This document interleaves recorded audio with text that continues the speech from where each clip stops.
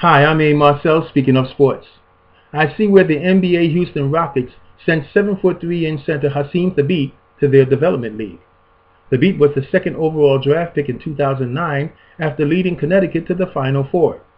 The Rockets' decision to invest more time into developing their center got me thinking about days gone by when the center was the premier position on the court.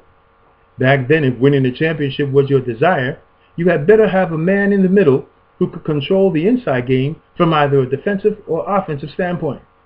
Now, as I look at the centers of today, I have to count myself privileged to have witnessed the career of Kareem Abdul-Jabbar. He was such a dominant collegiate player that the NCAA decided to outlaw the dunk, thinking that this decision would somewhat equalize the competition. Well, not only did it not work because Kareem and his UCLA teammates continued to dominate, but the inability to dunk created a necessity from which came one of the most feared and unstoppable shots of all time, the sky hook.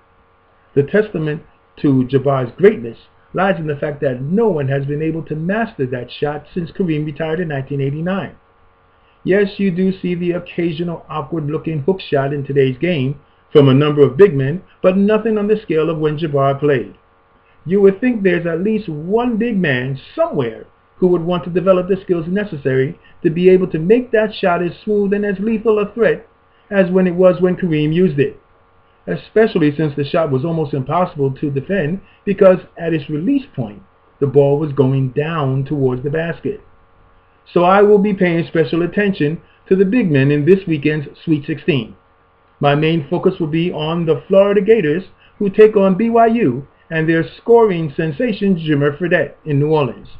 The Gators have 3 players over 6'10", the most important one being SEC Player of the Year Chandler Parsons, a big man who can handle and pass on the level of guards who are 6 inches shorter than him.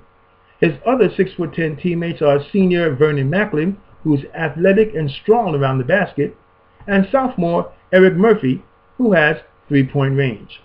2 other Gator big men are 6'8" senior Alex Kyrus and 6'9" freshman Patrick Young, a player who definitely needs to be watched for the future.